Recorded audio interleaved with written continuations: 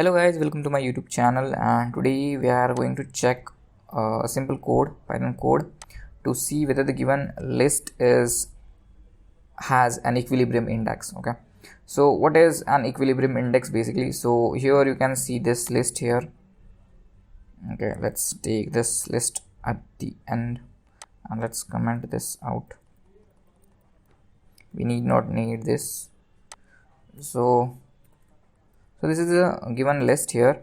So here you can see at some position you will see that the left sum and right sum is equal to some number. Okay, that is what equilibrium list is. Okay, so let's write a function, you will understand it. So let's give equi and then let's pass a list. And now what we need to do here is I need to assign left to 0 and not right.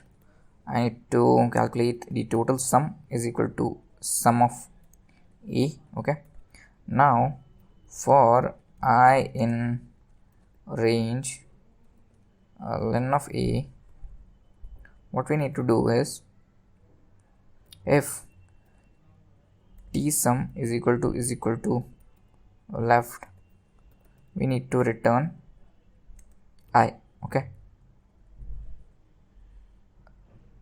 Okay, else what we need to do is left plus is equal to a of I. Okay, else return -1. Okay, so let's see that whether it works.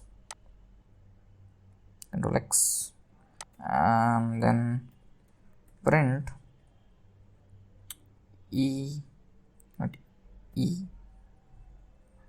what is equi of this, right? So let's see, we should get I think 3. I'm getting 0 here. Okay, I need to do t sum minus is equal to a of I. Okay, now it will work. So what is happening here is, guys, here you can see the index is 3. So 0, 1, 2 and 3. Now calculate this sum here. So -7 plus 1 is 6 plus -6 plus 5 is how much guys? 6 plus 5 is -1. Okay, and here also -4 plus 3 is -1. So those both things are equal. Now if I change this to 8, now what will happen? See here. Okay, we are getting the index position 5. That is 0, 1, 2, 3, 4 and 5. So this is equal to 0. Now check this sum. So -7 plus 1 -6 plus 8 is 2. Okay, 2 and plus 2 is 2, 4 and 4 minus 4 is 0. Okay, that is how you can calculate. Okay, so basically I can show you this in a different form so that you will understand. So print sum of, what I will do is I will take this control C, I will give the here so that you will understand. Now you can check it. Okay, now you will understand this shit. Okay, yeah, so here you can see the index position is 5. So basically this is the index position and sum of this is 0, right? And sum of this is 0.